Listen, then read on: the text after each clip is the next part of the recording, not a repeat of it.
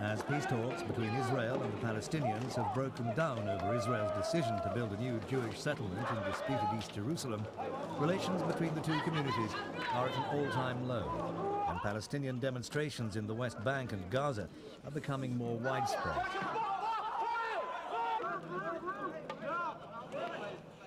But there is a small centre of harmony amidst all the hatred and mistrust. In Hebrew it's called Neve Shalom, in Arabic Wahat Salam, and in English the Oasis of Peace. For the past 19 years, 30 Jewish and Arab families have been living out a bold experiment in the Latrun area between Jerusalem and Tel Aviv. In a land where Jews and Arabs are divided, this unique community is trying to live side by side in peace. Arab and Jewish children study together and speak each other's languages. They learn each other's customs and traditions whilst still retaining their own identities. At Neve Shalom, the aim is to break the usual stereotypes before they become embedded into a child's consciousness.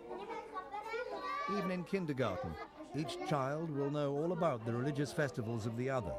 An Arab will learn about the importance of the Jewish Passover, whilst a Jewish child will be taught about the significance of Ramadan to a Palestinian. It's all about understanding. The headmaster of the elementary and middle level schools is Boaz Kitai. The type of education offered here is so popular that there's a long waiting list from Jewish and Arab families living outside the area. There was maybe one boy or girl. Boaz's wife, Daniela, constantly shows visitors around Neve Shalom. This place here, the community's unique character has developed an international as well as a national reputation. How I told you about it? But whilst the Kitai family has been fighting for a peaceful coexistence, it's had to deal with the pain of war. They recently buried their eldest son, Tom, killed in one of the worst military accidents in Israel's history, when 73 soldiers being ferried to field positions in South Lebanon lost their lives when two helicopters collided.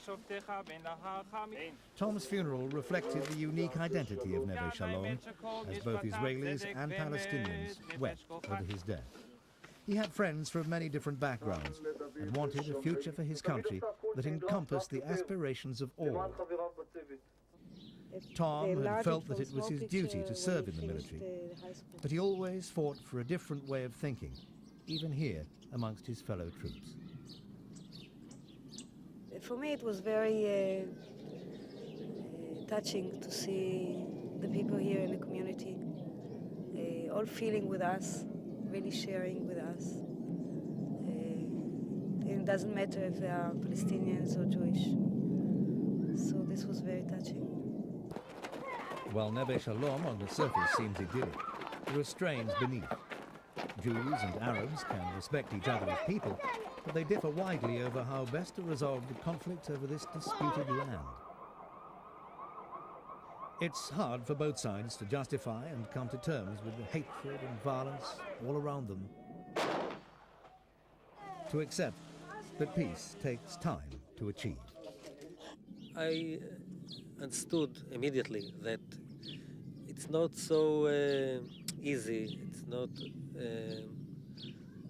not so happy process as the people in Israel and the area thought about it.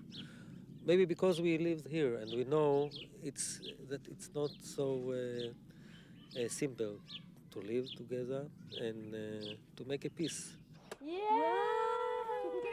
Layla and Adi have been friends since primary school. They switch freely and naturally between Arabic and Hebrew. Layla's father, Abdul Salam Najjar, is a Palestinian who's lived in Neve Shalom with his family since its inception. He and his family have learned to live in peace with the Israelis, but they've not achieved true kinship. They still feel that there are deep national differences between the two peoples.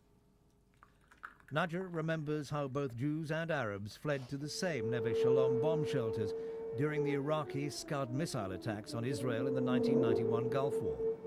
But whilst most Palestinians regarded Saddam Hussein as a fighter for their rights, their Jewish friends prayed for his defeat. Ideals are hard to practice in reality. The reality is very difficult reality. The idea is very beautiful, but to translate it to practical, it's very, very difficult. One way of trying to bring Arab and Jew together is proving to be very successful. Regular seminars between students from both communities are held at Neve Shalom. Many have never interacted before and are astonished to find just how much they have in common. It's a first step towards understanding. Before I came here, I just hear about Jewish. I see them, really I see them, but I didn't talk with them. I didn't know how they think or what is the ideas and the opinions of them about Arab people. But now I know them, and my idea about them changed, and I believe that we can do peace. We have a lot of things in common. Actually, we have common interest, but still there's a lot of things that are different. The people of Neve Shalom hope that by the time their children grow up, Arab and Jew will be able to coexist peacefully everywhere.